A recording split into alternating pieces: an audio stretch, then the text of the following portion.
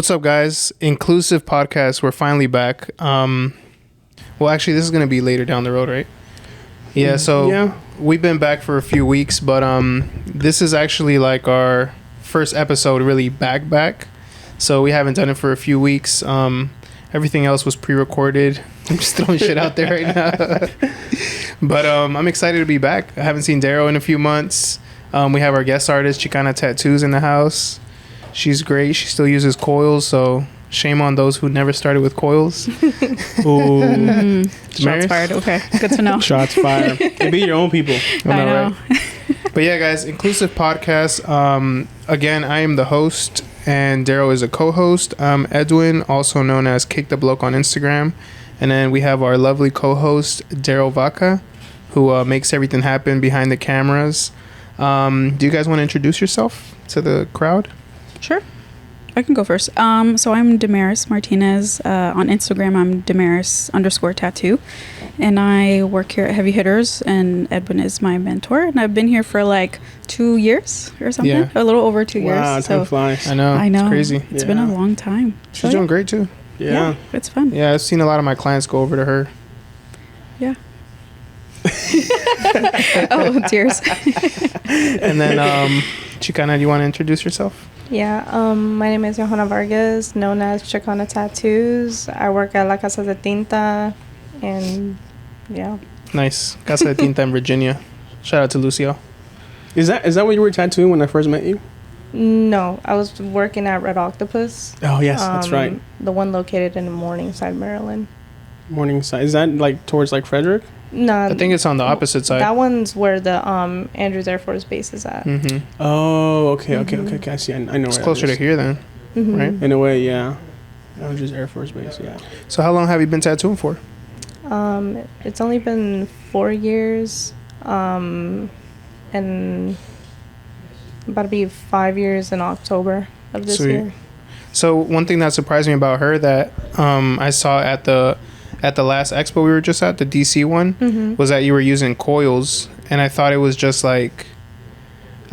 for like maybe the weekend, but you were telling me that you use coils like forever, right? Yeah. Yeah. All so 4 years. Sweet. So it's cool to see it. A lot of people don't start with coils and continue using them, especially nowadays. Yeah, because of the rotaries. But have you tried using rotaries? I tried a Cheyenne. Not really a fan of it. Really? Definitely thinking about investing into probably a Bishop Packer, which I hear is actually like a nice little transition, especially because it hits the hardest. Yeah. With color and black, right? Just to make sure that we that's true. You should. You should try it out. Because usually what I tell the guys in the shop is they should try some of our machines out, because most of us have like the machine before you buy it. So if you wanted to try mine out, you could. Thanks. I actually just showed her your drawer. I was like, look at all of these. I was interested in the cone little the waffle cone tubes. Yeah. Oh yeah, they're pretty good. What I don't like about them is at the very top, I feel like it's kind of short, so the machine will kind of hit your hand when you're trying to like shade with it. Okay. Yeah, but they're cool. They're cool. They look nice. Yeah. That's what's up. Damaris, what do you think about coils and rotaries? What's your relationship with coils and rotaries? My relationship with coils? Definitely not great. Well, I feel like what I've experienced was like the very first tattoo I ever did, we used coils. You were like, you're gonna use coils immediately. I was like, hand was shaking. Yeah, it was a lot. It was really scary and it was really intimidating, if I'm honest. And then I think I did my anvil for like probably like a month or so, but I do like them. Like, I love coils. I think I've just gotten so used to the rotary now. Like, I think I used the Flux for probably like a year. I think it's a great machine. And then I use the Packer now. Like, I bought a Packer, and I love that machine. Like, it pulls lines so good. So then it's like, I feel like I can pull really good lines with the Packer. And if I need a coil, then I'll be like, okay. But that's my relationship with it. It feels like it's not necessary for me. Yeah. Yeah. Okay. But that's just me. Yeah. I feel like can't relate. They're just here for moral support. Yeah, I'm just here for moral support. I've actually been jumping into the coils a lot lately, though. Yeah, that's what I've noticed. Yeah. How come? Honestly, I feel like George, Lex, a little bit of everybody in here, like everybody kind of started, I mean, George uses them a little more frequently than most of us, just because he's like the oldest one in the shop. And then Lex recently, like, because he's been doing more traditional, and so is Bob. I feel like they've been using the coils, so I was just like, fuck it, let me try it. And then I have a bunch of like needles and tubes that are just sitting there, so I started using them. And then I don't know, little by little, like, bro, I had like 5 machines in the back that were just like sitting there, and I gave them all to George. And one day we spent like the whole day just tuning them up. He changed everything, like armature bars, springs, so he left them running really nice. So like, from having maybe like 5 machines that weren't working, now I have like 5 new machines. And then I bought like another 3. So I just been like just trying to kind of come back to the roots. And I like, because they hit like really hard. Mm-hmm. So I feel like you don't have to do too many passes, like you can kind of get that one pass line. And even with like shading, I like the ones that hit kind of hard, like color packers, because I don't like really like brushing it in there. I kind of like it to be like fully saturated as soon as I do it. So that's why I like the coils. But today I used a rotary again. Nice. And I was like, damn, what am I doing? So much lighter. My wrist. Yeah. My wrist. Yeah, that shit felt like you just got to apply a little more pressure. I think we were talking about that the other day.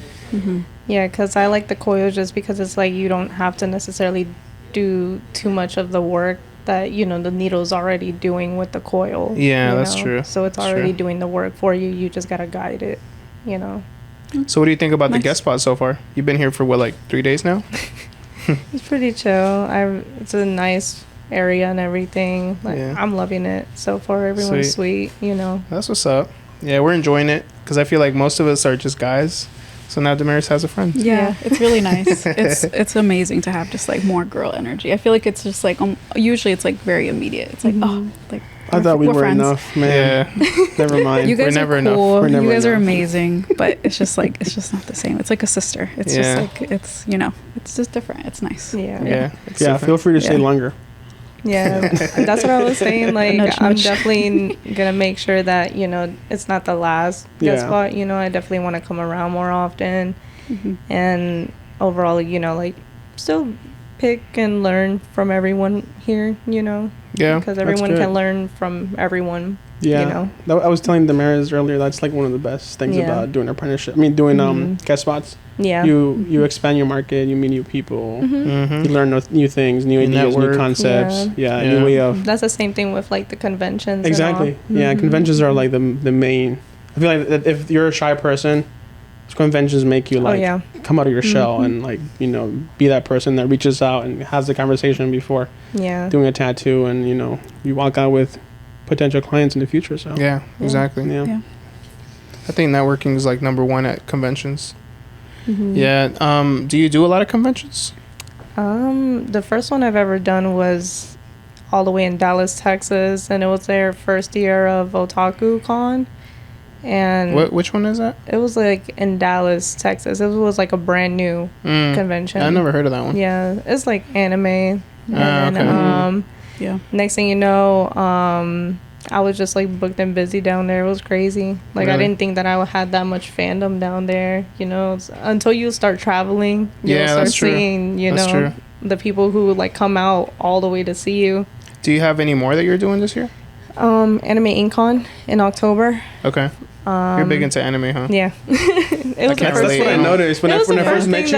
You had a lot of anime around you. Yeah, because I wish I remember who it was, but I remember it was like my 2nd grade friend who introduced me to like those books that tell you like how to draw anime girls. So it kind of like started from there, and then it's like from there, I got into anime, and then it just kept going and going and going, and then it's crazy that anime is actually taking up the tattoo industry right now. I mean, anime conventions are having tattoo artists. That just shows you right there. That's true. The impact. I didn't even think that that would be possible. That was unexpected, because it's like I would always be told like this type of art isn't really gonna get you anywhere, and it's like don't get time now. Don't get too comfortable on it. You might change, but is that what your mentors used to tell you?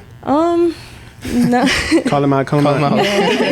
Yeah. Who said that? It's overall like people surround. It's overall like people surrounding me. Like I won't say names, but it's been said like even way before my apprenticeships and everything. Well, you know what? I'm not gonna lie. I actually have been in that position before. Yeah. When Brian first started, I remember I told him like, bro, like people want realism. People want you to be versatile. Like I try to make him learn everything. Mm-hmm. And I did tell him like, don't just stick to anime. But I never said like it's not gonna get you anywhere. But I did say like, don't focus on one thing that's just gonna be like, unless you really think you can push that 100%, because there's only like anime artists that are killing it. Yeah. But I told him like, you know, try to focus, because I feel like around here there's not a lot of black and gray realism artists. So I told him like, try to focus on that, see if you get some clientele. And he still gets like, you know, the anime people that want anime tattoos, but he's also like good at realism now, which is a good thing. But yeah, I was one of those guys that was like, don't do too much anime. You're not gonna like, you know. Yeah. Well, I feel like our generation is bringing it back. Yeah, definitely. Like anything animes from the 90s, we want that back. That's true. We have the money now. Yeah, we're buying Let me Pokemon get a tattoo, cards and shit let me like buy that. some Pokemon cards, let me get some figures, you know. That's true. Let me go buy N64, which I'm trying to right now. So if there's anyone out there selling one, let me know. Just want to throw that out there. I used to play with the GameCube hard back in the day. Dude, like GameCube Super Smash so Bros. Yeah. Did you guys ever? Yeah. No. The other day I saw a sick Mario tattoo. Like, I think it was in the Chicago convention. I saw one where someone posted it. Really? It was really well done. Was it full color? Yeah. I was like, wow, that looks like you can play him. Yeah. You know, it's that realistic. So, yeah, anime is not going anywhere. Yeah. Nah, it's not. No. It's not. It's not. I feel like it's become its own. No, I think style. it might be like maybe its own style. Because traditional tattoos was like huge back in the day. I feel like she's trying to say, as much as like traditional tattoos became a thing, that's where you can see anime becoming now. Because I feel like and like I said, anime is not going anywhere. Anime has become its own style. Now you can be like, I'm an anime tattoo artist. I'm a traditional tattoo artist. I'm a realism. I'm a black and gray fine line. It's become its own, you know, like category. Yeah. So it's.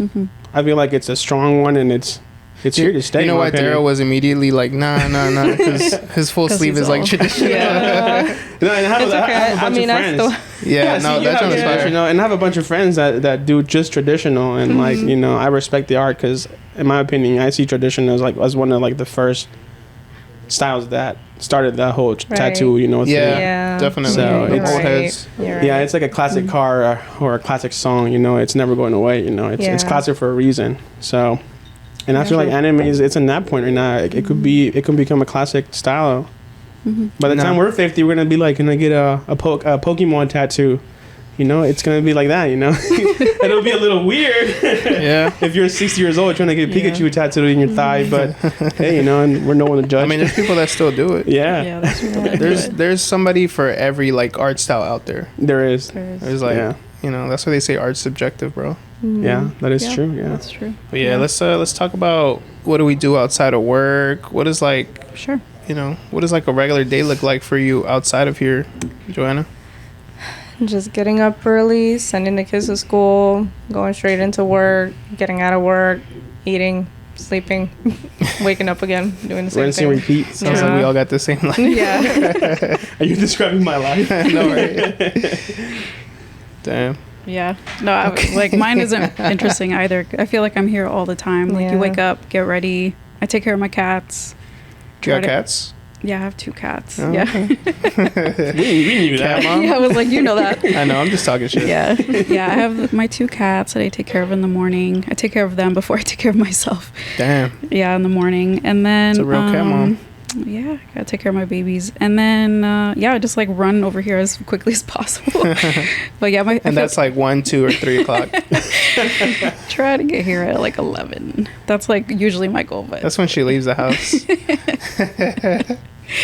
But yeah, and then we just start the day. I do a lot of like managing kind of like the shop, so I feel like it's like cleaning and then like the inventory a little bit, and then like the consent forms, like stuff like that, and then I'll tattoo, and then that's the day. You just kind of draw, and we end at midnight, like a lot of the times. We're in here really late. Yeah, we're here super late. So you put in more than 8 hours easily.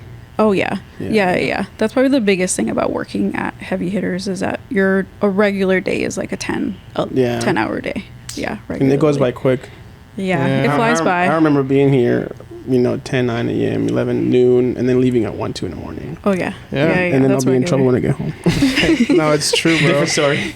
I don't know. I feel like for me, it's the same way. I want to start getting out earlier, but I just don't know how to. I feel like it's as early as I try to start. You have to start so early in the morning. I know. Yeah. Honestly, I'd have to be in here by like 8, like stenciling shit out to get out of here like at 7 or something. Mm-hmm. But I just feel like it's just not doable, bro. Like if you want to work out, if you even want to eat, like drink a coffee, like if you want to have like a actual life outside of tattooing, I feel like it's hard to get out of here before like 10 o'clock. Like just being, unless you're doing like that's if you're not doing like a full day session, because I usually do like full days. Mm-hmm. But if you're doing like a half day, then or like a 6-hour day, like that's still doable. But I feel like if you're trying to like do a full day of 8 hours of tattoo work, and then you're still stenciling, drawing, eating, it's usually 10-12. It just extends to like 10-12. Yeah, I think that's the big difference with this shop, because a majority of the artists here do large scale black and gray. Mm-hmm. So they're all doing like minimum 8-hour sessions. Yeah. And it's honestly like, I feel like in here people don't even mind it. Like, like you'll be done and there's still somebody that's at the table that's probably been there longer than you. Mm-hmm. Like they're already doing a design for tomorrow or whatever the case is. But I feel like most people in here just kind of just linger around until like everybody's done. That's what it seems like. Like yesterday we were all tattooing and magically like 4 artists finished at the same time. And it was like 2 a.m., bro. I thought it was going to say 2 p.m. No, it was like 2 a.m. Wow. Yeah, and then everybody just rolled out together. Yeah. But like that's just a regular day. That's nice. True, yeah. Yeah, because even in working at my old shop, I would always be leaving last all the time or being in there super early. There was this one time that I was even there till like 12 midnight. Like, 1 a.m. in the morning. Damn. Like, just tattooing. But you were like, just you? Just me. Like, everybody else be out early. Do you try to do like one tattoo a day, or do you try to do it like as many as possible? Like, how do you schedule? When I first was working, obviously, I wanted to do as many as I could, but also like, still do, good work, but also make sure I get the salary that I'm trying to earn. Mm-hmm. And it's like, I later on got the rhythm of it and all, was better at time management with each piece. So I would be able to fit in more little smaller pieces, but usually when it is like a pretty big project, I'll usually like block it off the whole day just so I can like mainly focus on that one instead of like jumping to and from. But that's why I like, booking appointments and taking walk-ins, because it's like I just feel like I'm being rushed with a walk-in. But with an appointment, you can actually like take your time. Of course. Design something. Go back and forth with the client. Yeah, that's true. Yeah. With the walk-in, it's like you got to get them in and out almost. Because I remember there will be like experiences where it's like there will be a client where it's like they'll come in, expect you to have it drawn up, ready, a whole like quarter like sleeve within 2 hours before their flight. Oh my God. I'm just like, how is all of that gonna work out? Like, I don't understand how that's gonna work. That gave me a migraine. Before their flight. That's rough. God. There will be people like that. Oh yeah. Which is insane, but they exist. So it's a part of the industry. Yeah. So what is your usual day like start like time wise? Now it's from like 10 a.m. to like 6 p.m. Okay. Usually I'm like done before then.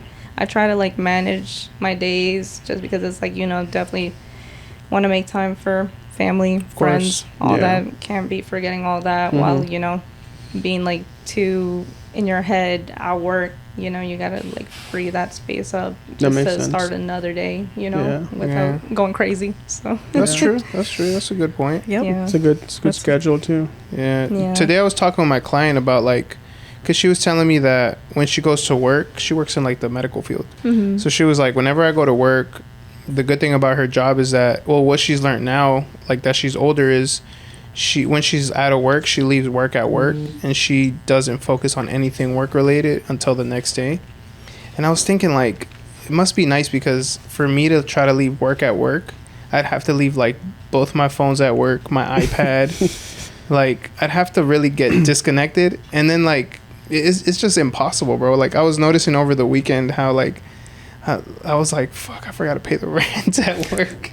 Like, it's just little shit that like you try to disconnect, and then you forget to do like the most important thing, like pay rent. It's like, damn, that just passed. And then anything like even your design, or telling a client like, yes, 10 a.m. works. Like, sometimes just a simple reply you forget to do. Yeah. So it's like you just can't. You got to always be on top of it. I mean, for you, I feel like you can condition yourself to that because you're the owner, and if you don't move it, if you don't move the shop, nothing's gonna happen.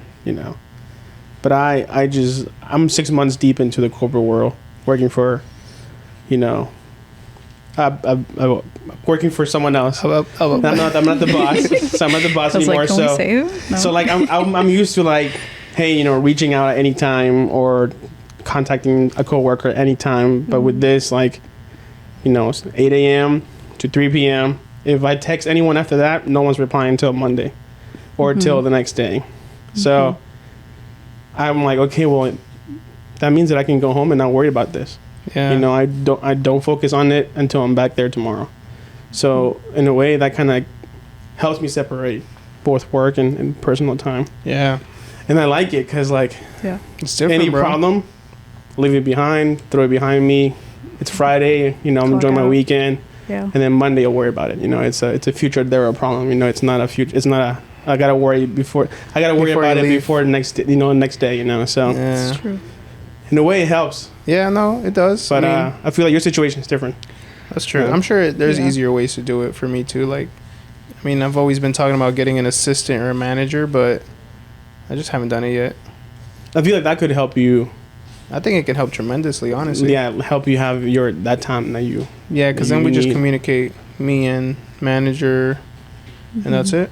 Yeah, have them do the dirty job. Yeah, exactly. Because you're doing your booking right now, right? Like, you're doing your own booking. Yeah, I feel like that really adds like a couple hours to your day. Like, it's 2-3 hours. It's easily. A lot. Yeah. I mean, it's daily, right? I'm sure you guys are getting contacts and bookings on the daily. So like, it has to be replied, or else that client will go somewhere else silently. Off to the Morningside. Yeah. But yeah, dang, what else, bro? So what about you, Chicana? How do you call you Chicana? Because you have a name, right? No, you can call me Yohana. Right? So people do call you Chicana right away. They do. Okay, interesting. Yeah. So wait, before I ask you that question, where did you come up with the name Chicana Tattoo? Just being a Mexican descendant, my parents, they came from Mexico, gave me, better life over here, and here I am, holding up the definition of, being a proud Mexican. Yeah. Wow. So, wow. That's what I'm talking about. When did you is that a name that someone gave you, or did you I need to come up with a name for myself? Obviously, we're surrounded by Chicano style tattoos. Yeah. But it's like, we're in an industry now where, women are coming in. So it's like, I just felt like I had to be that little, person to break that wall. Yeah. And definitely show them that there's also, Chicana in it, Wow. That's awesome. Bars. I feel like it's a strong name too, Chicana Tattoo. It's like you represent a culture. Yeah, literally, like a whole culture. Like, she's in that name, Chicana. It's like it's a culture on top of it. It's funny because I remember I was promoting my work while I was doing a guest spot at Cali, trying to get appointments and stuff like that over there. And I had someone, I guess, click on my page and then said that, the name doesn't match what I'm seeing, or got offended because it's not Chicano work. Interesting. Since I, mainly tattoo anime. Yeah. But I can see how that can be an issue. I can see for that. all heads. But then that's when I hit him with I forgot what exactly he said, but he was kind of coming off disrespectful, as if I was holding the name wrong. But I kind of barked back and said like, well, I didn't know. Oh, he was saying that it was misleading. And then that's when I hit him with the, oh, I didn't know me being Mexican was misleading or something like that. And then he just liked the comment. Like, he didn't even want to fight about it. He was that's when you know that the comeback is too strong. You're a little right. Yeah. Like, you are a Mexican doing, tattoos. Right. Wow. So your family's Mexican and you were born here, I'm guessing? Okay. Yeah, wow. PG. What part of Mexico? Guanajuato, Mexico. Oh, nice. Mm-hmm. That's different. Yeah. You're from Puebla, right? Puebla. Puebla? No, okay. Yeah. There's a lot of Mexicans in the shop. Yeah. Yeah, there is. Nice. Yeah. Damaris, you're not Mexican, right? No, I'm from Honduras. Honduras. And I was born in Virginia. Oh, boo. Double boo. PG County. Yeah. 703. It's PG okay. Darrow in the house right now. Yeah, this is after 6 p.m. It's PG Darrow. Oh, man. I forgot what was the question I was going to ask you. Before Chicana Tattoos? Yeah. Oh, I I had a little bit of a brain. Maybe you need some more Hennessy in that cup. There's plenty in there already. Looks like the girls aren't drinking. We haven't even touched. No, I'm like, it feels so far away. Do you guys want me to pass your cup? We feel stuck. You can push it out. Push it out. Yeah. Yeah, I feel like I'm trapped. Yeah, take a sip. Yeah, no, you're good. Cheers to Inklusive, and thank you, Chicana, for coming. Thank you for coming and being our welcome back artist. This is 20-something? 20-something? God damn, 47. 47. I don't know, bro. That's a good question. I feel like we shouldn't even count at this point. We'll just realize whenever we upload it. Whenever we upload, we'll know what number. Yeah, we'll just look at the previous podcast one. This is. Yeah. It's funny because sometimes the clients will know more than me. Yeah, bro. Episode 25, bro. Where's episode 25, like, bro? Shit, I don't know. Like, oh shit, we did 25 already. Oh man, that's funny. I was gonna ask you though, how do you do your booking? Is it something that like the shop handles for you, or do you book yourself, or how do you go about that? At first I was. Here, let me fix the microphone for you. Okay. Right there. At first I was like kind of depending on everyone doing my bookings, but then it just kept kind of getting messy. So I decided to end up like just using my own booking apps. At first I started with like Square, but then I ended up moving on to Booksy. Like Booksy, it actually like, gives you the option to actually show your portfolio, locations, hours. You can take payments from there. Like a deposit and stuff? Yeah, like you can do like even like late fees and all that stuff. Oh, wow. Like Do you charge shows. Cool. Awesome. Do you charge late fees in those shows? No, I don't do. Okay. No, I don't do those.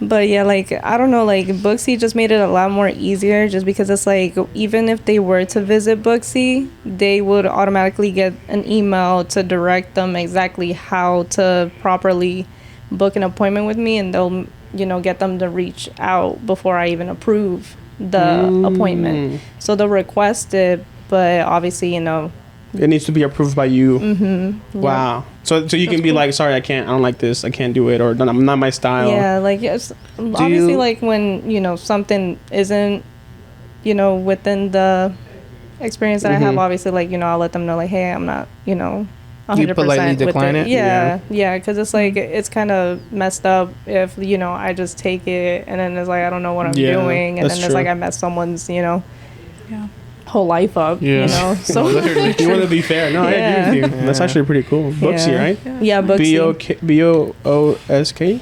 B-O-O-K-S-Y. Booksy. But that's what my barber be using. Yeah, I think that's what the barber uses. Alex? Or I don't even know, bro. Or Buso. I just know I think it might be Buso. Sometimes they'll like send you a notification before your appointment. Yes. Use Esquire. Okay. You can even do like shout outs too if you want to like let them know like something like an announcement. Like an email list. Like guest artist Chicana in the house. Wow, that's really good. But I jump around. I still take text messages. I still take Instagram DMs. I still take emails. I'm still doing everything.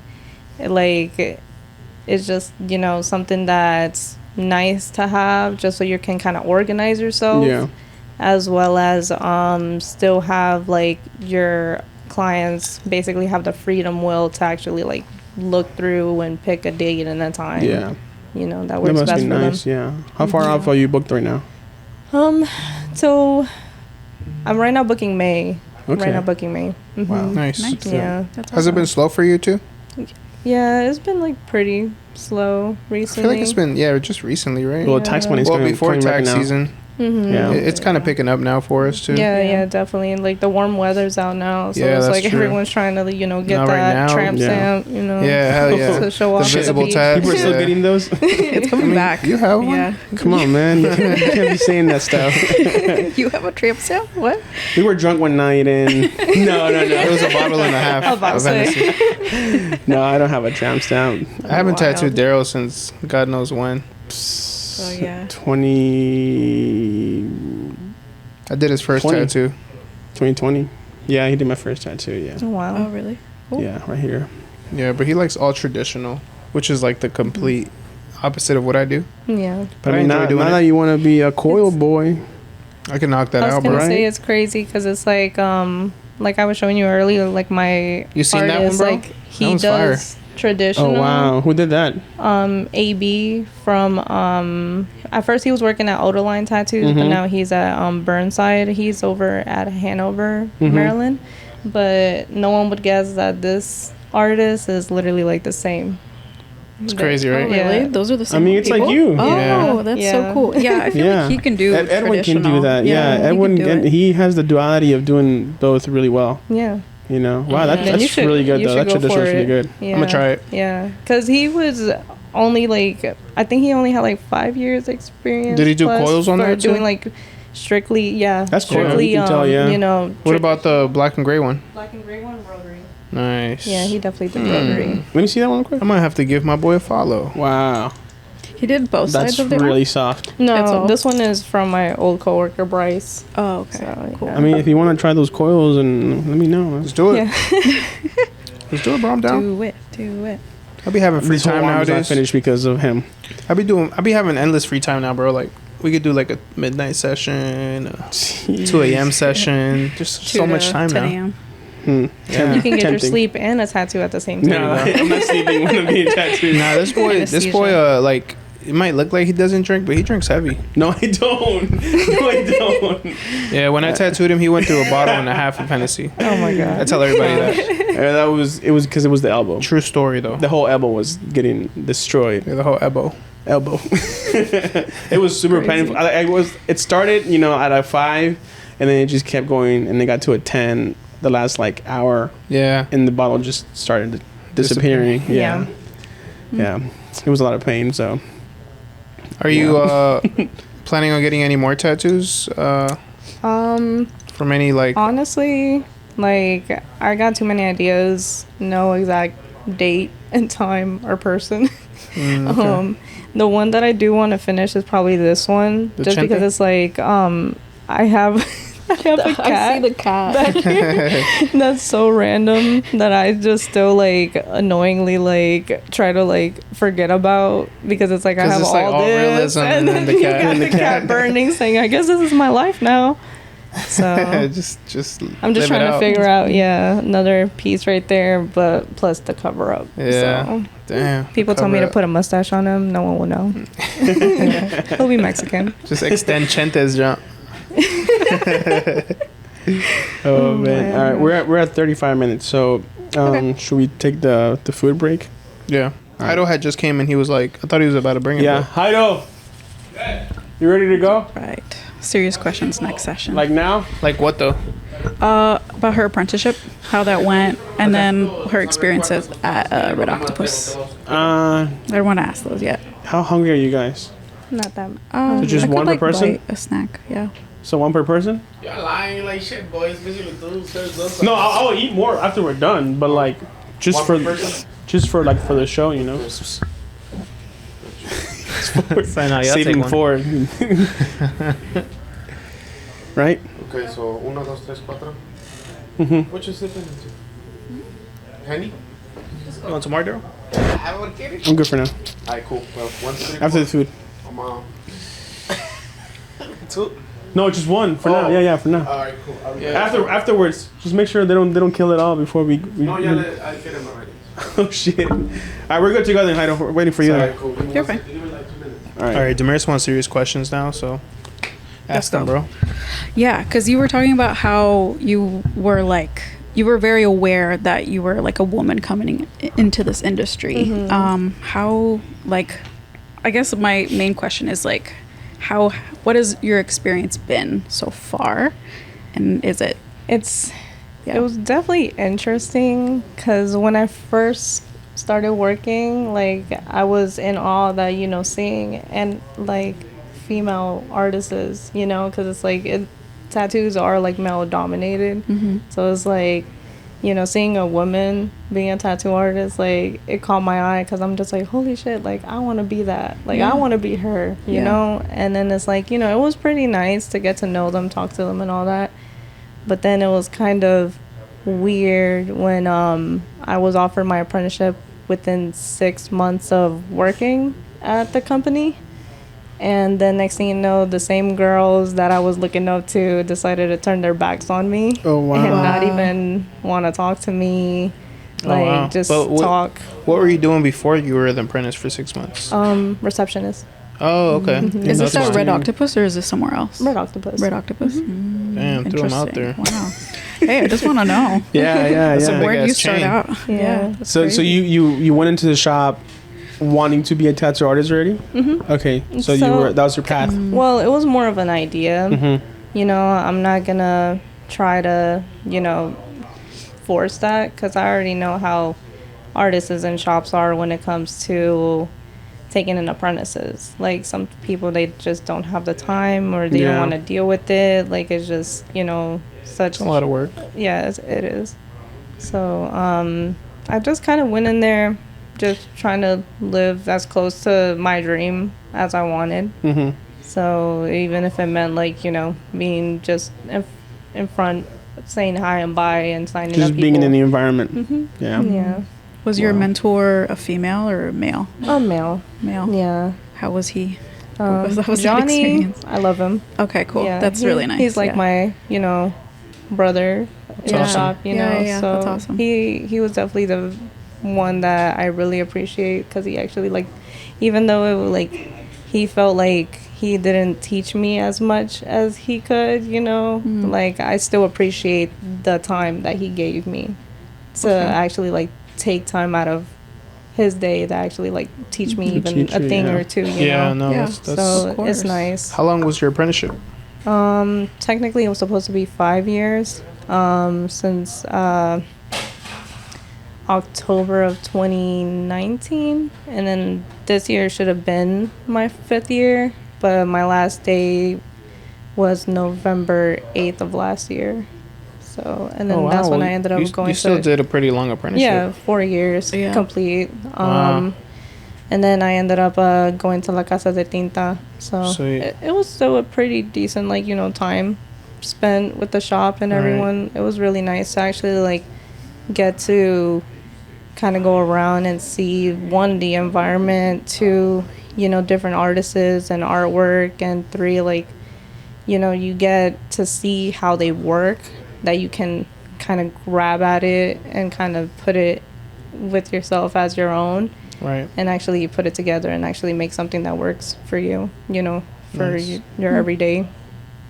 All right, guys, we're actually going to take a small break. The conversation is getting really good. Yeah, I do want to come back to more of this because this is very important. You know, I know you have more questions for. Yeah, I actually wanted to piggyback off of that too, but we have some good food coming here, so we don't want to let those tostadas get soggy. This is the guy with the food truck that's parked behind Safeway? Yeah. But I don't know which food truck he brought this time, but yeah. Oh, shit. Oh, he has more than this. Multiple. Damn. All right, guys, we have Glanda's Kitchen here, my boy Jairo. As you guys know, our only sponsor for this show, because he chooses to be the only one that keeps coming through. Some of the best food in the DMV, honestly. We have aguachile tostadas today. They're made with some fresh tuna, and we call them the heavy hitters aguachile because he started the tuna aguachiles just for us. If you guys want to check him out, his Instagram is at Glanda's Kitchen. He does private catering. He does all types of events. If you guys mention Inklusive Podcast, he will give you a $5 discount on your order. So please mention us, guys, and feel free to check him out. $20 or more. Machine. Yes. Real quick, We need you to try these out and let us know what you think. You've had these before, right? No. Okay, good. Sweet. This is 100% first time reaction. Go for it. Cool. Okay. Just be careful. They're extremely spicy. No, they're not. I was like, Just kidding. Jeez, I haven't had one of these in a while. I know, bro. My mouth's watering. My mouth's watering. My sweatering mouth. Wow, that looks really good. So do you just like take the whole thing? You just Just grab it and bite it. Oh, Yeah. it is spicy. And then it breaks I apart. would bring up that plate to your face because it'll go everywhere.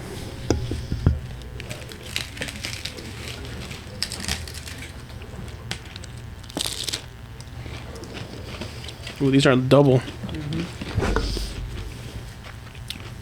Are we doing ASMR? I hate the chewing ASMR. It's so weird.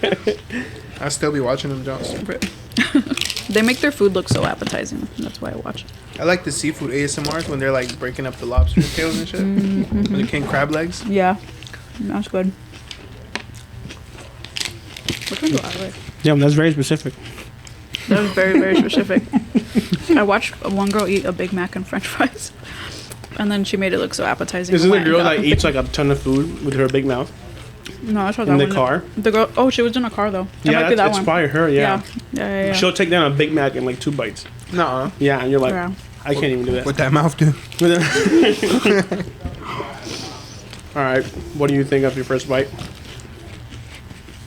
Very interesting. Interesting. It has like that know if kick that's of good. lime. Oh yeah, Yeah. there's a Yeah. ton of lime in there. Yeah, I think that's what cooks the tuna, right? The lime. Yeah. All right, well, we're gonna enjoy our food, and we'll be right back after this short break. So let's go back to those juicy questions about the apprenticeship. I feel like we were enjoying what you were saying about your experience as an apprentice. Yeah, I feel like your point of view as a female is kind of like what we want to Yeah. learn. Absolutely. You know, because I feel like that's something that we can't relate. I can't relate because I'm not even in the industry. You know, I've just been on the outside. But I feel like you and Damaris have a lot in common. Yeah. And I know Damaris is really appreciative of having you here. So Yeah, it's lovely. she loves to hear other point of views, you know. Yeah, definitely. I mean, the only thing that I'd say is like, you know, we're definitely coming up. There's a lot of like really good female tattoo artists out there, you know, even like Ink Master winners and all that stuff too. Like, you know, it's really cool to actually like see it happening, you know, before my eyes. Do you have like a style that you're pursuing? I'm honestly, I feel like I'm more like open range to anything, but the one thing that sticks is the anime. But I definitely do want to be more in touch within like black and gray style realism. But, you know, that's like a little work in progress that I'm working on. Yeah. Is that where you see yourself in the future? I'm optimistic, not knowing, you know, what's gonna come out. Like I'm just trying to let, you know, time take its toll. course. Yeah, take its course. Yeah. Yeah. Do you take into account like trends and stuff that are going on right now? The what? Like trends, as in like The trends? Yeah. I mean, overall, like the trends is just like, for me on a regular basis, it's just like, you know, popular mangas or animes that come out. That's like the main, like, you know, pattern that keeps happening, you know, with the pieces that I usually do. So Yeah. Did you always like draw? Like, were you drawing in school? Were you painting? Or like... yeah, like the first time I've ever learned how to draw was honestly like with my mom. She would always like, you know, draw like a cute little pond in the house and like two little swans forming a little heart, like, you know, something cheesy. My mom used to draw a swan all the time. That's so cute. or like a flower, just random. Like I don't know, like something like that, like just kind of like grasped my attention to drawing. And then, you know, second grade happened, got the How to Draw Anime Girls book, and then from there it just kept going. Even in middle school, I was too much of a goody two shoes to actually like go out of my way to get an actual tattoo machine to, you know, like practice on people. Right. But I ended up like trying out like these like pens that I would normally like get like from like Family Dollar, and then just like freehand on people, like try to act as if I'm tattooing them, just to like get like a sense of like, hey, like, you know, this is what it's gonna be like, you know, actually being a tattoo artist, drawing something on someone and not trying to fuck up. You know, such a cute way to start. Actually, because I was even like tracing like traditional pieces and all that stuff. Like I was like trying, like that was the first thing I've ever learned, honestly, how to draw, like tattoo wise. You know, like was traditional. I remember it was like a reaper holding like a candle, like hand. You know, like that was the first one that I've ever learned how to draw. Besides like the roses, you know, because traditional is known for, you know, the roses and all that. So when did you realize that you wanted to pursue tattooing? Because at this time right now, you were what, in high school, drawing on people's skin with pencils and pens? No, that was middle school. Oh wow! Yeah. It sounds like you've been freshman to do it since you were like really young. It was an idea. It wasn't like solid idea, you know, because it's like at the end of the day, like I was even open on, because I was playing guitar. I was trying to learn how to do nails. I was doing hair, makeup, like all that stuff. Everything. I was doing everything. Like, would you call yourself an entrepreneur? Like, you wanted to be ready for any direction that would work? Yeah, like I feel like I'd be like flexible with it. Yeah. Like, obviously it'll take like time to, you know, pursue whatever I was going for. But even though I didn't like really go towards that direction, like it's pretty nice. Like even like for example, like I was just telling Daenerys about a technique that I even learned how to do by just watching a nail tech. Oh yeah. Where it's like I would always like have a hard time trying to like move my wrist to, you know, pull the line, especially like the curves, you know. And then that's when I noticed like my nail tech, like she would use her pinky and her thumb to kind of hold the position to kind of like free range your wrist. To anchor yourself, you have more of a range of motion with your wrist. So you learned that from nails? Yeah. Oh my god, that's so interesting. And then it's like, do you pull a line? I always do.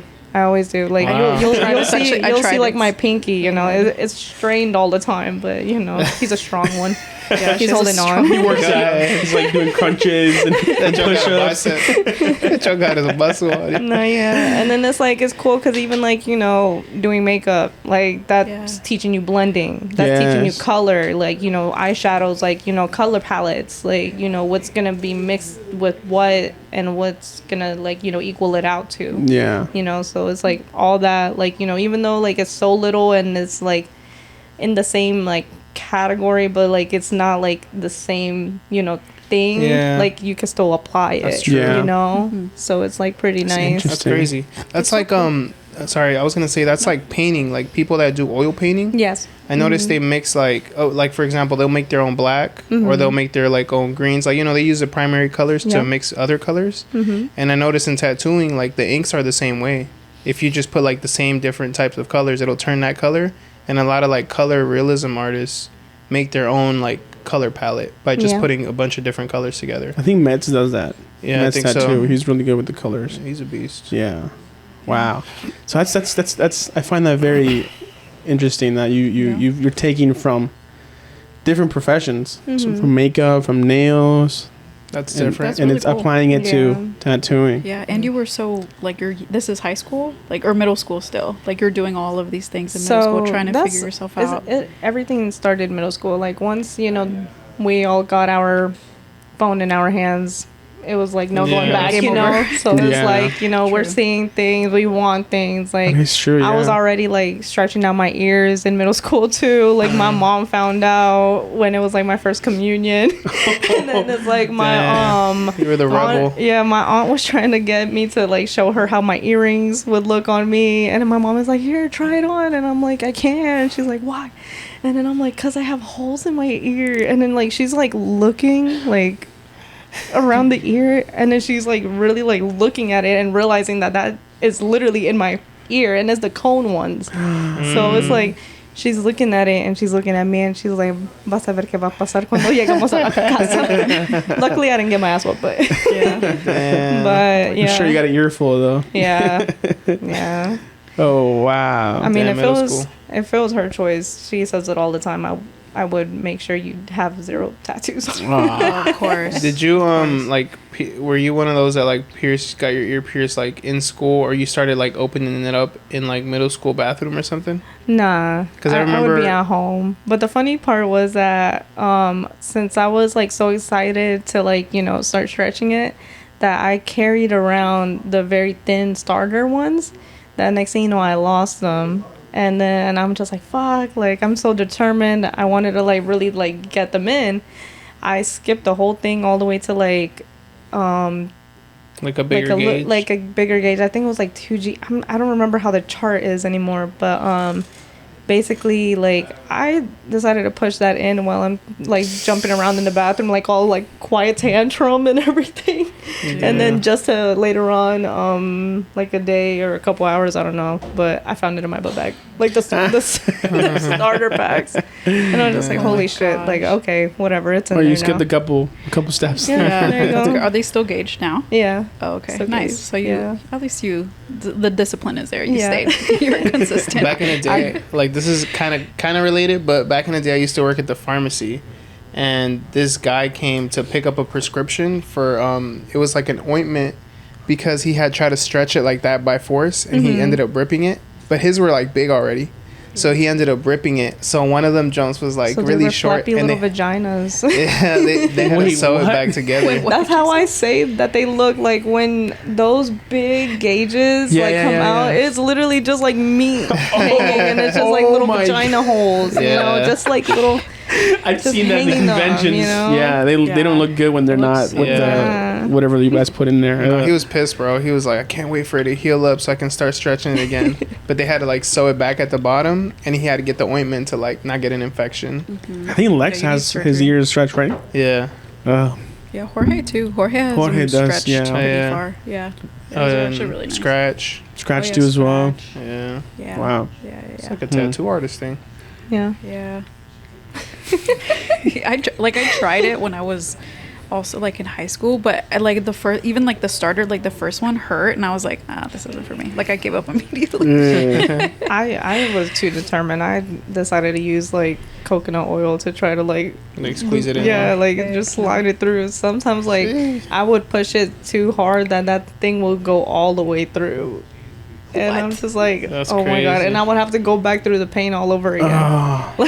Oh my god! You see, I got my ear pierced with left side, right? It was the left side. That's the gay side. You only did one side. the right side, whichever side it was.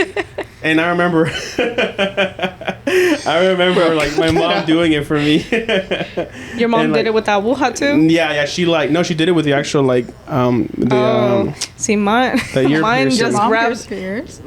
grabbed the aguja, alcohol, and whoop. There your mom did it? Yeah, my mom did my ears. Yeah. That's why I asked, because in middle school they used to pierce people's ears in the bathroom. Nah, they used to numb them with ice, then they'll just no. I remember like I heard the pop, and I was like, oof, not going back.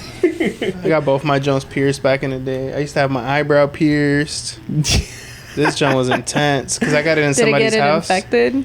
I think it did the first day, but I try to take like really good care of it. Yeah. The thing is, when he pierced it, he put the thing through, and then he was gonna screw the little thing back on, but he dropped that.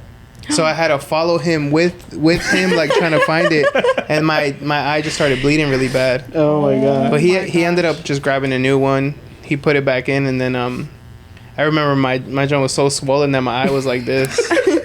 But I had it for a while until I got to like this one job where like the dude just hated it. I could tell the owner just hated it. So his excuse was like, because it was a fencing job and they used to weld. He was like, if it gets too hot, it's gonna melt, and I'm not gonna get like sued for that, blah blah blah. So he made me take it out.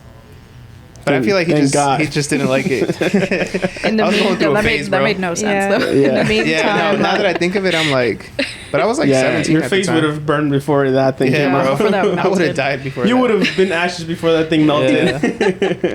That's funny. Oh, get it man. I was gonna say. Sorry. In the meantime, like in middle school too, like I would even like.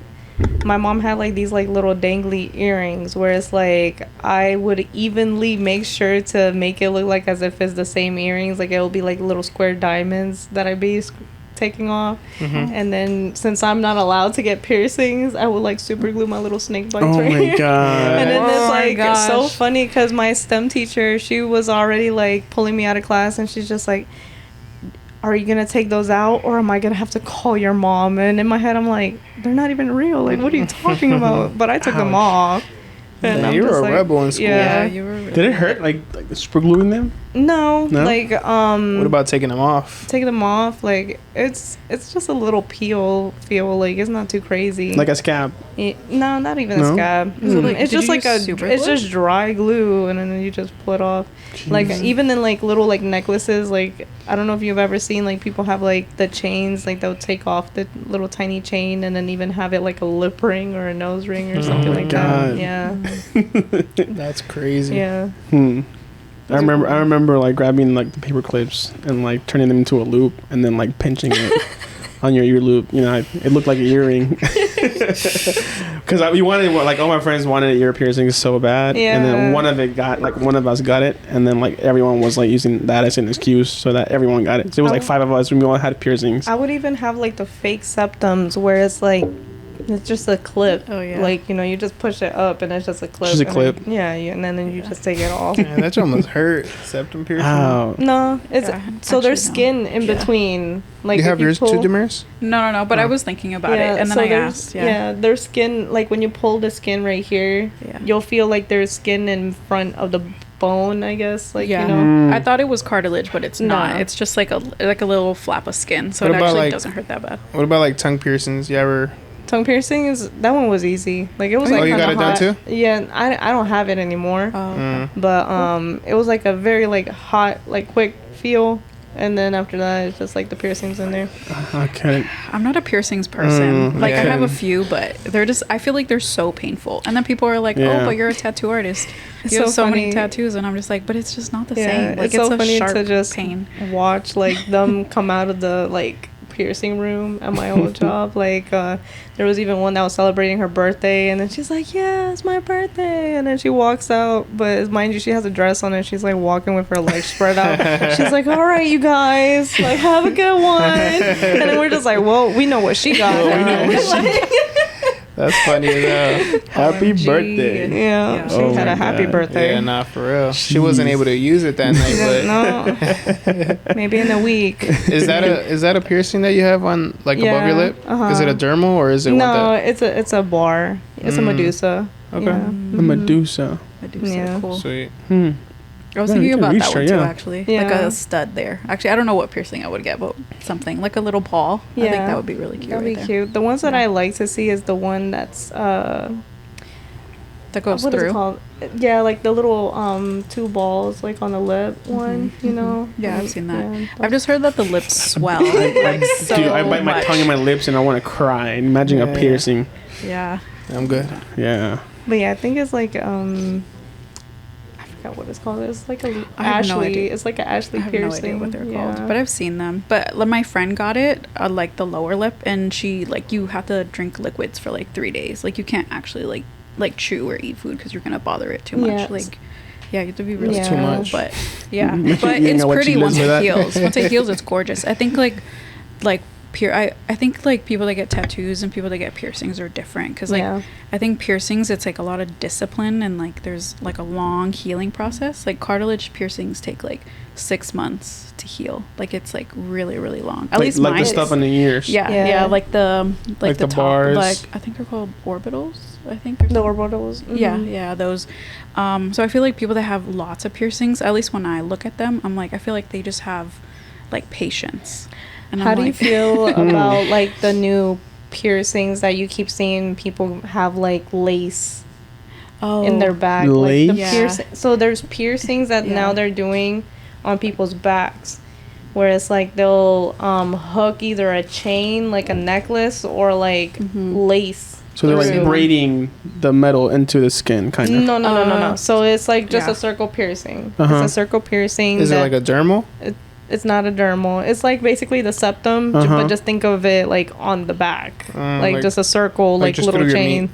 Yeah. So through the skin. Yeah. Because when I think of like piercings on the back, I think of like when they have them at the convention and they're like hanging. Is it something similar to that? That one. Oh, yeah. That's intense. Yeah.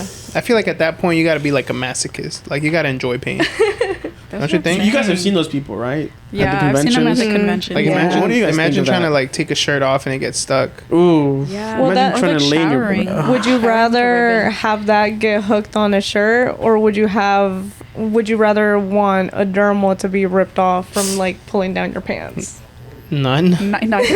Oh, but wait, damn, what do you mean that gotta hurt too? Because some people get the back dimples. Dermals, like they'll have it on the lower back. The back dimples. Mm-hmm. Don't you got those? Oh, you got the back tattoo. I got the back tattoo. Yeah. No, he has the lace actually on the upper back. No, but wait. Going back to the people in conventions that like hang from those hooks. What do you guys think of that? Like, what's your opinion? Creepy. Yeah, I think it's so really weird. intense. I don't know how they can do it. What do they call them? Like isn't it like? No idea. As my mom would say, "Están locos."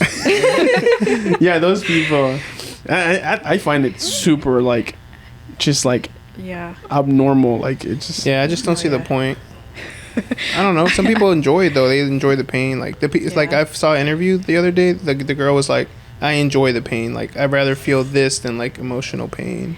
She was going through something. So my question is, because I didn't really get the chance to like see them in person because I was tattooing, but when they put it in the skin, like does it actually like tear them?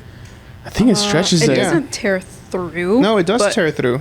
Like bleeding. Like it rips. Yes, but like it goes. They it were does go bleeding. through. Oh yeah, they put a big ass hook, and then like it's not like they're crazy bleeding, but they are bleeding. Like you can see the blood just starts dripping out. Yeah. Because like the hook stays there. I'm sure when they take it off, they're probably like really bleeding, but they're hanging off from them. And they look like meat hooks, like the ones you see. Like they look like the big tuna fish. Crazy. Yeah. I wish I would have taken a photo, but the Airbnb that we rented, like it was so weird that when we went to there was 2 rooms. It was like a studio kind of base like apartment.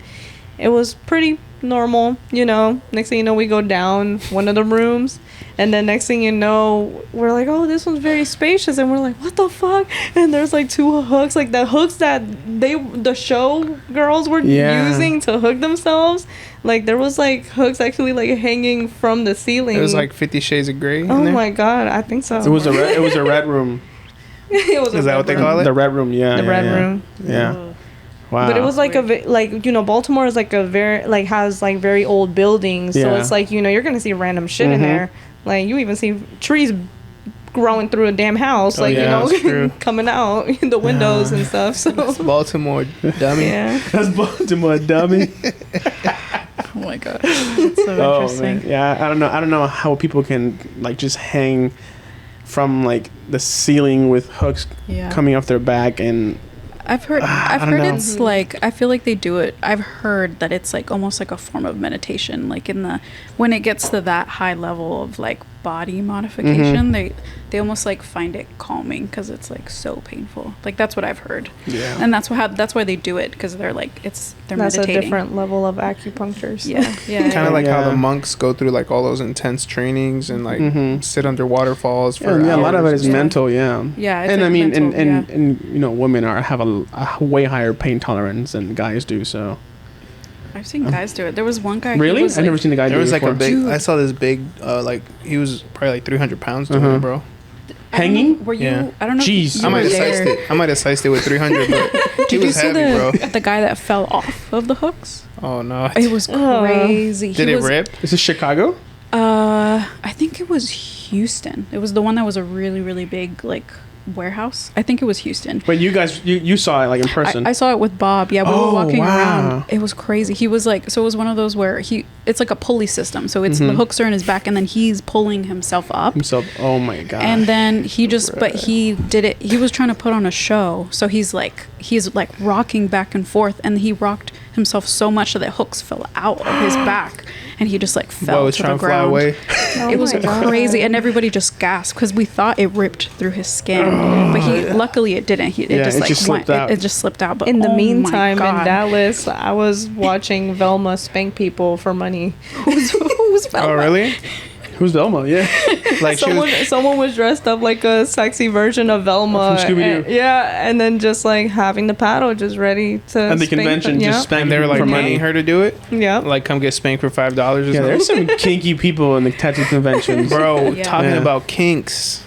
Oh God. I need to take a sip of this honey, bro. I was just talking to my client today because this is just completely beside the point, right? But I was telling her how one of my clients, she's cool as hell, but she was telling me that she like quit her job off of OnlyFans, but she doesn't do OnlyFans like, you know, how everybody else does it, showing like their whole body. Like she only does feet. Really? Yeah, so we were just talking about like what fetish people are into, and it's crazy that like some people are like heavy into feet, like based off what she was saying, like bro, they pay like $1,500, $2,000 for Tara just dropped the soda on the floor. I was listening to the conversation. He started pouring it out onto the floor. I see it a little bit. It is 10:30. Okay. Well, go ahead. Yeah, no, but yeah, long story short. I know, right? He started considering it. Nah, but she was saying that it got so good because she never shows her face, like just straight feet. Right. But it got so good that she ended up quitting her full-time job and just sticking to that. That like OnlyFans became her full-time off of just feet. Like nobody even knows what she looks like. Just straight feet pics. She was like, guys would even pay her like $300 just to go get like a different color on her feet, and then send them the color that they wanted her feet in. And then she was like, the real catch is that she can use those same pictures for like the whole other list of guys waiting to get more pics. So it was just like an ongoing game. Just like she was showing me like the payments. It was just all in the hundreds, bro. So you got feet money. Yeah. Oh, interesting. Balling. Off of feet. Balling. Yeah, no, that's a very specific market. I've heard people like they're like obsessed with feet, and I'm like, okay, that's a little. Yeah, I mean, super weird. It's a little weird, feet, but I mean, I feel like everyone likes to have nice hands, nice feet, you know. But to the extent that you're actually paying for this kind of stuff, to pay a stranger. My friend, he told me that there was, I don't know who it was, but there's this girl that actually was sent to a hospital because she was eating too much like food that would make her gassy, because she would be selling her farts in jars. What? She would be selling her farts in jars. That's a whole different fetish right there. That's crazy. That's like when they were selling air from like the mountains. What? For like, yeah, they were selling like Ziploc bags of air from a mountain. Yeah, for like the freshest air you can get. And they'd send it to you like, I think it was even called. What if you open it and it's just a fart? Like, oops, gotcha. That was the freshest, air you're gonna get. Yeah, it's crazy. People, man. At one point, I was looking it up because it was like a can of air. That's what it was called. No way. So I was like, it was like supposedly like athletes were using it to breathe air, and it was expanding your lungs or some shit. What? Yeah, bro, it's a scam. Wow. But yeah, it's a little too desperate for me, actually. That's too weird. Yeah, it's a whole different podcast right there. Yeah. If you guys are into fetishes, hit us up. We will have a podcast with you. Yeah, or we will Contact talk Edwin about fetishes. Yeah. We'll blur your face. we'll change your voice so it doesn't, so we can't recognize you. Yeah. Oh man. But anyway, from fetishes to tattoos, yeah. What else? Well, I feel like it is kind of all in like that kind of like subculture industry. It kind of like the taboo culture. Yeah, like taboo. I mean, we've seen some crazy stuff at conventions. I've seen people walking a person on a leash, and that person is wearing a gimp suit. Yeah. I remember in Baltimore a couple years ago, we saw that. No way. It was a guy. Yeah. It was a guy walking a girl. Or was it a girl walking a guy? It was the opposite. Yeah. A girl walking a guy on a gimp suit. And he was fully zipped up. We couldn't see his face. But he was just walking crazy. Like a dog. Like all fours. Wow. I was like, oh, interesting. Damn. I wonder what would have happened if someone snatched the mask. Yeah, would he still stay in that, like, Well, the thing trance? is that, from my understanding, is that like the person holding the leash, it's like the master, the dominatrix. So like, yeah, he has to listen to her. He probably paid for that. 100%. Yeah, like, he was probably the one that asked to be put in that position. Yeah, it's 100%. What do you call it? Like, he wants to do it. He's submissive. He's submissive 100%. Yeah. So I'm guessing they have safe words and all that stuff. But what's your safe word? I don't know. I don't have one. That's good. Maybe we should figure it out.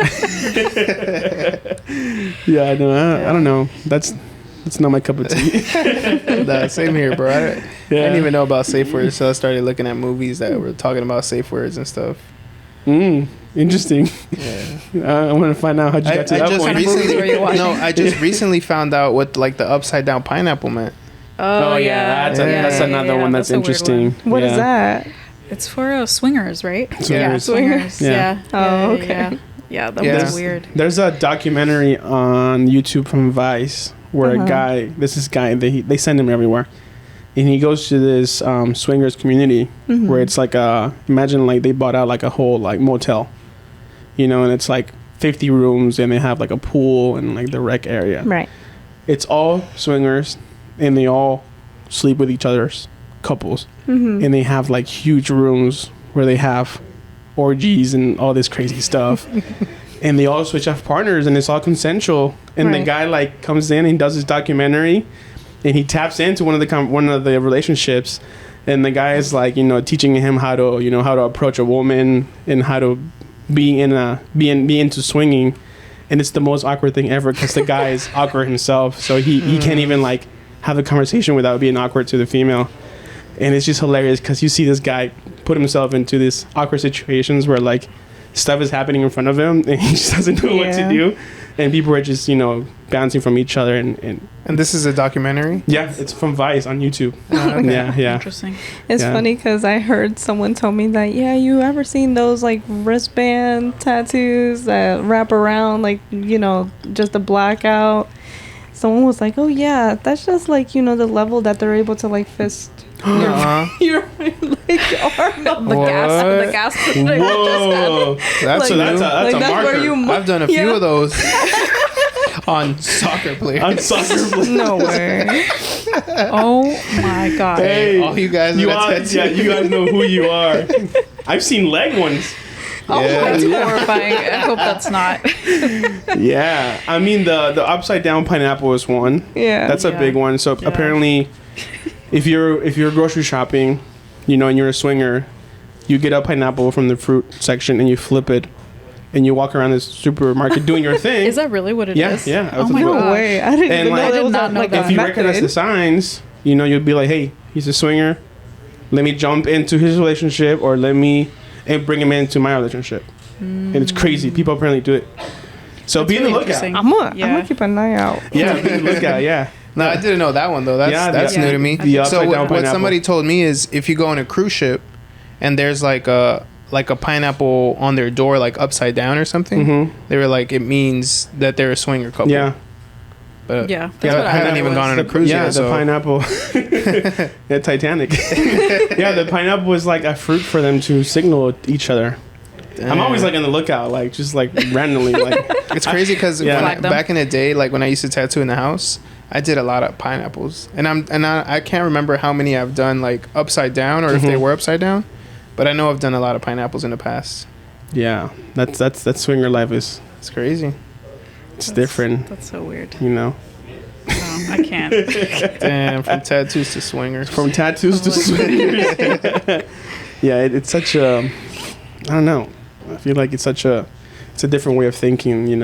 Yeah. I was raised and born with like one partner and that's your thing. Yeah. What do they call it? Monogamy. Monogamous. Yeah. Yeah. But then having multiple. That's rough. Yeah, and then having your partner being into it. Sure, my girl. Yeah. See. Hell no. Yeah. Exactly. Hell no. Yeah. I feel like it's more. It's. I don't want to say it's trending, but it's becoming more normal for like polyamorous people. I feel like a lot of stuff nowadays has been becoming like normal. Yeah. It has. Yeah. When people talk about it, like I have some friends that are polyamory, and I'm just like, that's really cool. And that means when like I'm just like I don't talk about it anymore. Yeah. How do you say it again? Nice. Polyamory. I can only imagine like the drama sometimes it brings. Oh yeah. So polyamorous is when you have multiple partners. Multiple partners, yeah, and they're all kind of like consensual. It's not the same thing as like swingers. Swingers is like together at the same time. Correct. Yeah, polyamory it will be like it's called a quad or like shit. so it's like one Back couple. in my day, they called it a train. But it's like they may not all be doing it with each other. That's the thing. Like some, like maybe a guy and a girl will be like in a relationship, but then their partners aren't in a relationship. Oh, it's like but an open relationship. 4 people. Yeah. So it can only be 4. No, you can do as many as partners as you want. But yeah, it's just like poly. Like it's just super open. It's like an open relationship, basically. Yeah. Yeah, no, that whole idea is really interesting for me. I'm so monogamous. Like I'm like no. Yeah. I'm so You're selfish serious. with what's yours. Absolutely, yeah. Like I feel like sharing especially in a relationship with someone, it just like feels. I don't know if it feels wrong, but it's just like for me, it's just not what I want to do. Yeah. So, like I want to commit to you, like so you commit to me, and let's just be there for each other. Yeah, of course. Yeah, it's like faithfulness. Yeah, and then bringing in someone else. Like I feel like if it's not gonna be forever, like if your partner's gonna be forever, then no, right? But I feel like if it's just a fling, and sometimes like, bro, this just leads to another thing I was watching. Me and my girl watched Perfect Match. Have you guys seen that? No, Perfect Match. Perfect Match, no? No. So it's like, I want to go into another kind of scenario. Go ahead, bro. Go ahead. This Perfect Match show, they grab people from like all those like shows like The Proposal and like all those like shows, like those dating shows. Yeah. And they put everybody in this house, and you have to choose a partner before the time's up, before the show's over, pretty much. So it's crazy that like sometimes they're like, oh, you're the one, but every day they bring 3 new people into the house, and it's usually people that have either been kicked out already or that have already like slept with them, stuff like that, like they, or even their ex sometimes that they had like an 8-month relationship with. So like they'll bring just 3 new people back every day, and they're just switching like every day, bro. Like people that you're like, damn, that's the perfect match, and then boom, they flip. Boom, they're like sleeping. Like one of them, one girl, she was like, I'm not trying to ruin it for y'all if y'all watch it, but one girl was a big player, bro. Like you thought she was gonna be like forever because like everybody wanted her, this and that, bro. She was probably number 1 at like playing the game. She got with like so many people, but it just. But did she win though? Nah, she didn't. Because it's supposed to be like whoever's the most compatible couple. Yeah. So she obviously didn't win. Well, what about the show Love is Blind? So the Love is Blind people are. I think it's season 6, right? Or right now, 5. I think it's season 6 or 5. I think the one with the Megan Fox girl. Mm-hmm. Oh yeah. Did you watch that one? I thought she looked a little like Megan Fox. I don't know. There was all that drama. She does. It was essence of Megan Fox, but she didn't look exactly like her. That's it though. Essence. So they grab all these people from Love is Blind 2 and they put them in. Put in that show. They have at least one person from there. Right? Yeah. And then from like Love Triangle or like The Circle, like I forgot how many shows. There's so many shows. The Bachelor, The Bachelorette. Yeah, whatever it's called. Yeah. Love Island. I've seen Love Island. I like that one. Love Island. Yeah. That one's like British, I think. I love it. What's the other one? F-Boy Island. That one's funny. F-Boy Island, yeah. Sounds like you made that one up, what bro. Is that one? It's F-Boy Island. It's like a bunch of like F-boys. So it's 3 girls. Island. Yeah, F-boy, F like F for like friend, F-boy, like fuck boy. Mm-hmm. That's what I'm saying. Yeah. I thought you didn't understand what it meant. No, I'm saying. Yeah, so I think it's 3 girls and it's a bunch of fuck boys and they're all trying to find like their I guess their lover. So like they're trying to figure out who's the F-boy and who's not the F-boy and who was the F-boy and now wants to be a good boy. Oh, it's hilarious, yeah. Oh, that's kind of funny. Yeah. I like that. It's a good concept because like the whole thing is if you find your match, you win money and you win a wedding. Mm-hmm. But if you happen to fall in love, if the girl happens to fall in love with the fuckboy has the power to be like, nah, I was here just for the money, and takes the money and disappears. Damn. Yeah. So it's kind of fucked up for the girls if they find a fuckboy. So either they convert the guy to a good guy, or the fuckboy is still a fuckboy. So. You ever seen like one of those like game shows where it's like they have to guess who's the liar in the box? So that show was also in there. It's not The Circle? Is it? Is that what it is? No, it's not dating. It's like a whole different thing. It's like, for example, they're kind of fake. Like they could even act like they're a man, but they're not a man. So something like that. Yeah. Like I remember the first video I've watched was like, there's definitely like a liar within like a group of people. Yeah. Like one person is not vegan, and you have to guess and eliminate that person, and if they can't find it's not they call it the mold. They call it the mold. Oh yeah, the mold. So two people from the mold were in that show. No way, bro. They have everybody in that show. It's like You guys should watch The Traitors too. The Traitors is really good. Traitors. Yeah. That show, like, it just ended like a couple weeks ago, but it's like it's like a show of what do you call it? It's like everyone's in a mansion and 2-3 people are like traitors. So each night someone dies. So throughout the day they're playing to make more money. So like the pile of money becomes bigger, and then like at the end of the night, everyone votes who gets to go home. And either the traitors are good enough to convince people that they're not traitors, and they kill off someone that's good. So the live version of Among Us? Yes.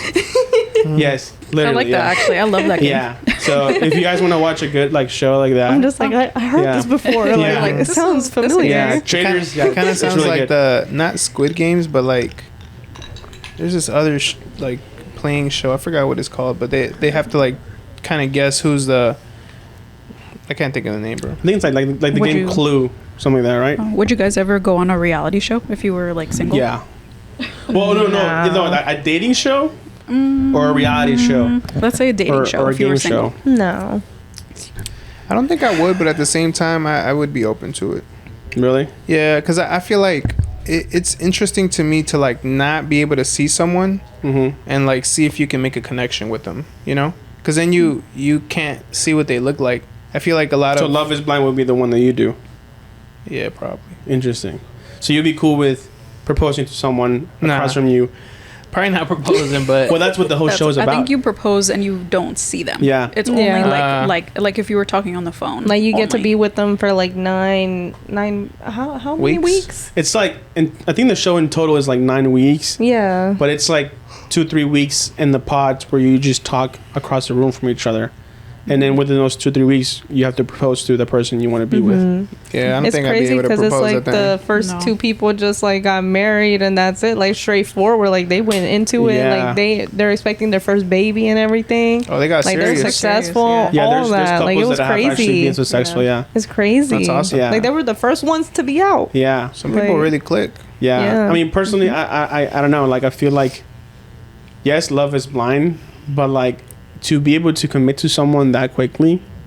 And the thing is that like once you propose to that, you know, the other person, you meet each other and then you go into like a honeymoon for like a week, and then they put you into a condo for like a month as the wedding is getting ready. So you only have a month of actually living with this person to figure it out if it's actually Love is Blind. There was this other dating show where they dressed up as like animals. Oh, yes, the Masked Singer. Oh my god, I forgot about that. That one was so funny.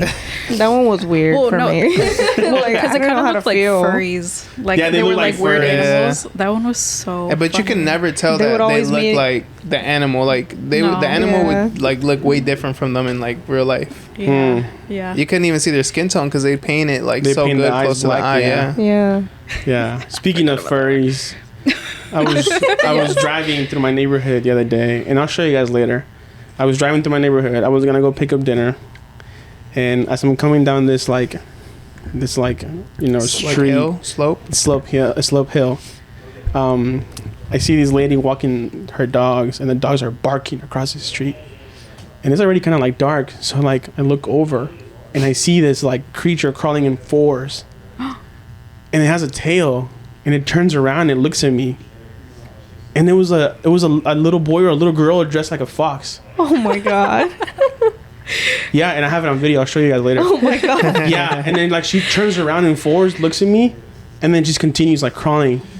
And then I told Kim, my fiance, and she was like, yeah, I was walking down there that one day because she likes to go on walks and runs, and she said that she saw the fox, boy or girl, down by the creek, like just like playing in the water. What? As a furry. Pretending to be a fox. Yeah. I was shocked. That's crazy, bro. Yeah, and so it's apparently a thing. I guess kids like to dress up as animals nowadays and pretend to be actually animals. My niece, like, she's into like getting into the cosplay era too, and it's like it's so hilarious because my older sister-in-law, like her child decided to paint in the middle of the night around 2 to 3 a.m. walked in her room, stood by the door, and then mom woke up. She looked up and she started screaming, and then saw that she decided to paint her face as the puppet from Five Nights at Freddy's.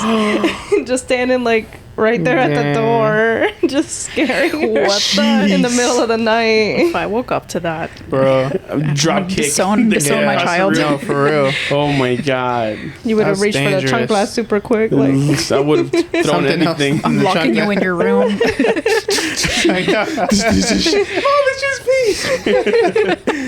Oh man, That's yeah, I know. crazy. I feel like that's a little too much. You know, I have we were at a wedding in Houston, and as this wedding was happening, they were also having an anime convention, and it was kind of funny because the wedding was happening, you know, something that's very serious and special, and the anime convention happening at the same time. So it was kind of hilarious, you know.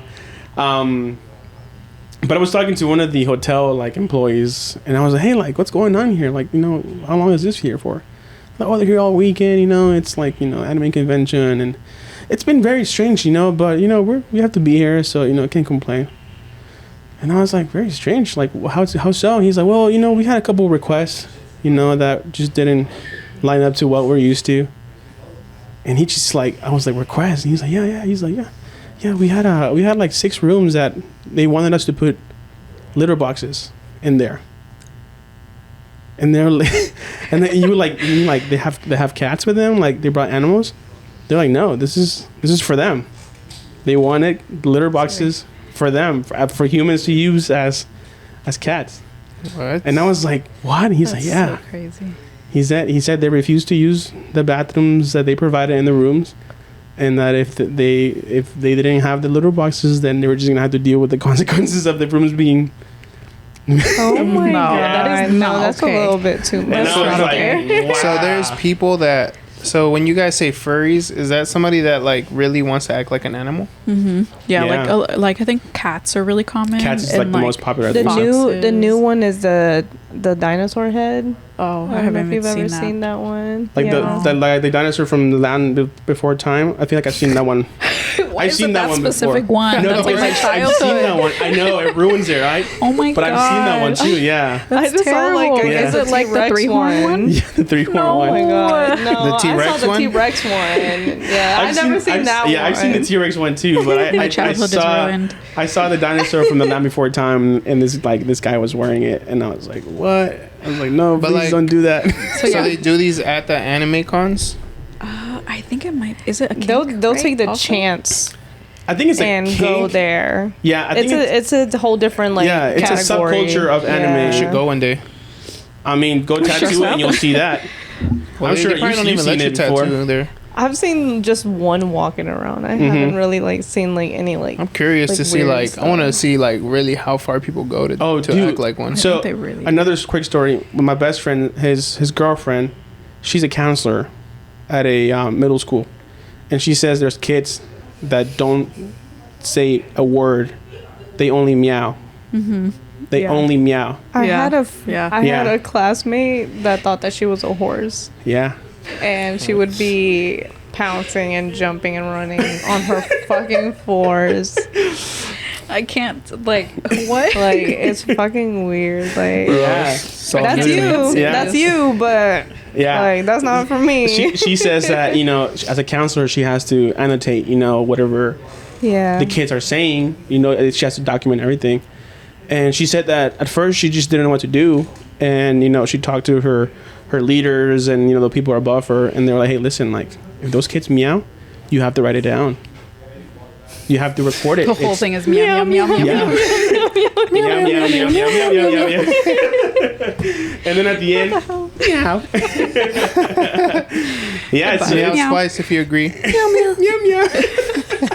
That's crazy. Yeah, so That's wild. But for me, I'm still stuck on the Bro, hotel if I were room to thing. ever be meowing around my mom at that age, ooh, Bro, straight cinturonazo, bro, to your back. Dude, my mom, I put an Avenged Sevenfold poster up in my room, and my mom had a friend come over to do a limpia on me. Oh my God. Like with the egg and like it didn't coconut. work? Oh my God. No, it didn't do anything. I was just standing there like, this is so stupid. It was so funny. I was gonna say, you're bringing me back to my sleep paralysis, like my first ever sleep paralysis. Oh, no. Sleep paralysis is crazy. Does it still happen to you? No, it was just random. You know, like I'm not quite 100% sure, but I swear, like, at least once it happens to someone, you know, like in their lifetime. Yeah. So it was just a weird dream. Like, it was so weird. Like, you know, usually they would say that, you know, it's a demon that's laying on your chest or on your back, and it's like holding you down.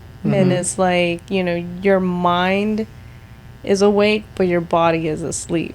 So you can't even move. You can't speak. It's really scary. And it's weird because it's like, I woke up as like on my side though. Like, it was weird because I kept getting them like when I was like sleeping on my side. This is the most randomest dream, I swear to God. So in my dream, there was a little boy that came up to me. And then next thing you know, randomly, Jesus came into the picture and stood right next to the boy as if like they were besties and everything. Next thing you know, all I see is that there's like police cars coming, so they start booking it, and I'm just like, hey yo, like what's going on in my dream? Like, you know, I'm not even high or anything, like what the fuck is going on?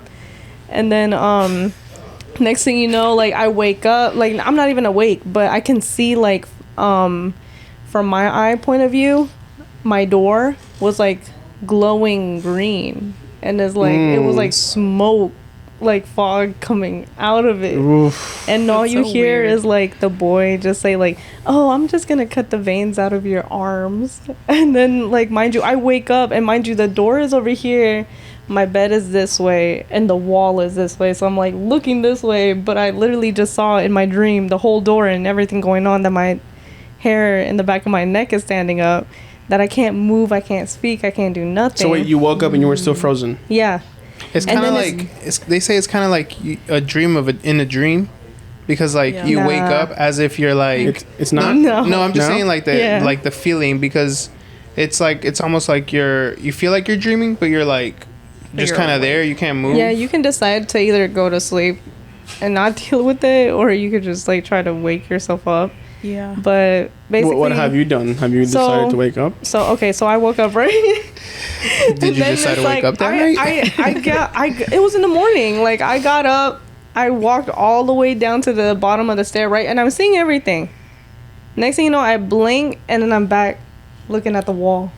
It's like I astral projected while I was like in that. And I was just like, oh my God, like I'm freaking the fuck out. And then it's like, I remember reading a book that my cousin had that like talked about creepy stuff like that, and they said that if you can't speak, you would want to move like a finger or a toe to try to start waking something up. And your once muscles, like once it starts waking everything up, everything wakes up.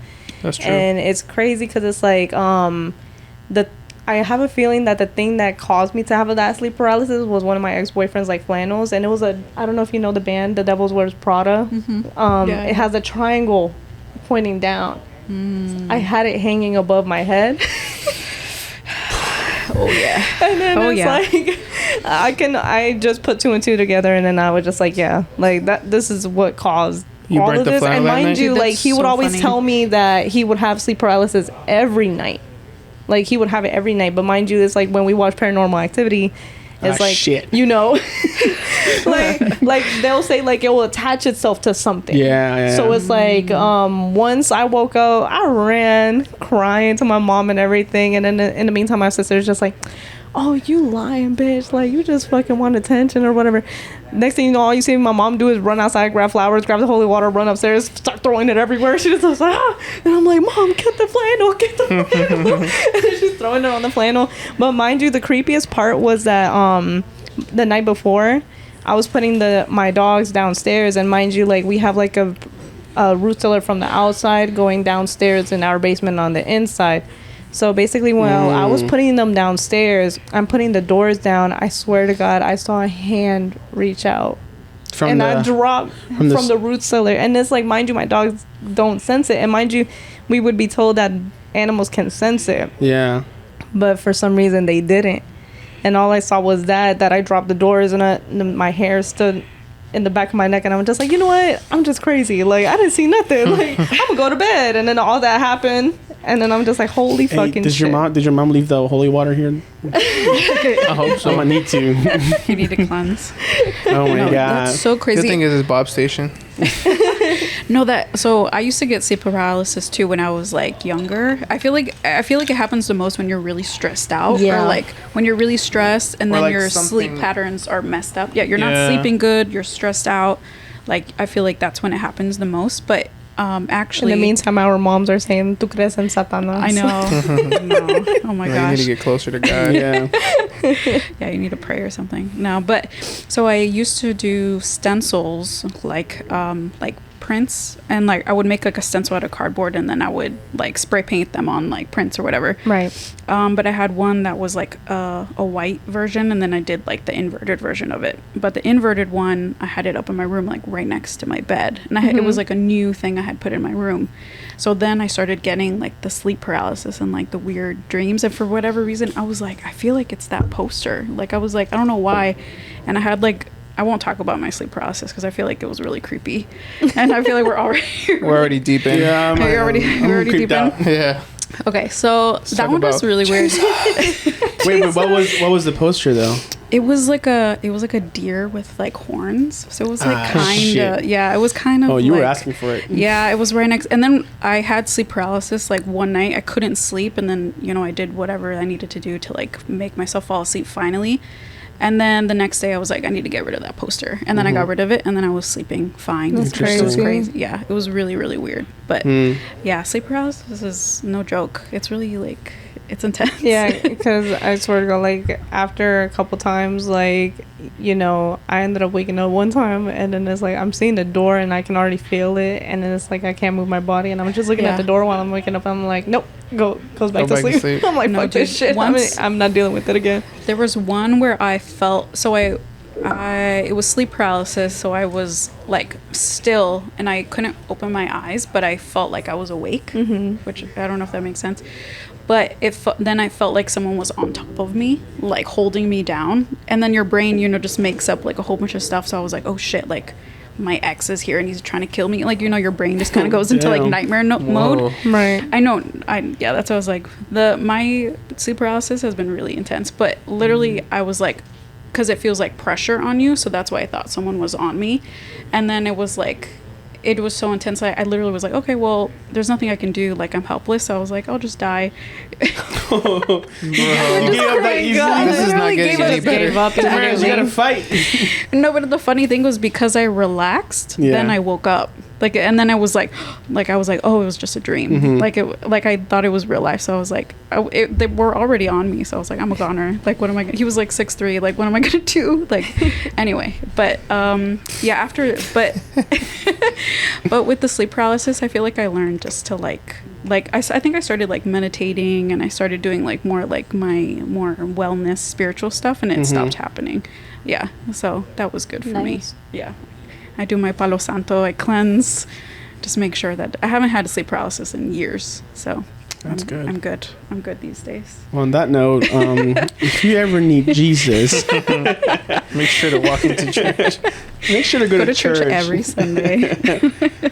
Yeah, I mean, that's I don't know if I've ever had it. I'm sure that maybe it's happened to me once or twice, but it's just a bad nightmare. But yeah, that's what I always say. I don't know. I'm scared of that kind of shit. I'll put it out there, but I mean, I feel like I've never seen anything that's freaked me out to that point, but God forbid, anything happens. Yeah. That's true. I've had it a few times. You have? Yeah. I had it like twice. I think for me it was like, I was like, I don't know why it happened 2 days in a row where I would jump off a cliff and I would just be just falling, but I'd be screaming in the dream, but I'd wake up and I'd just be like quiet, but it's like I was still falling or some shit.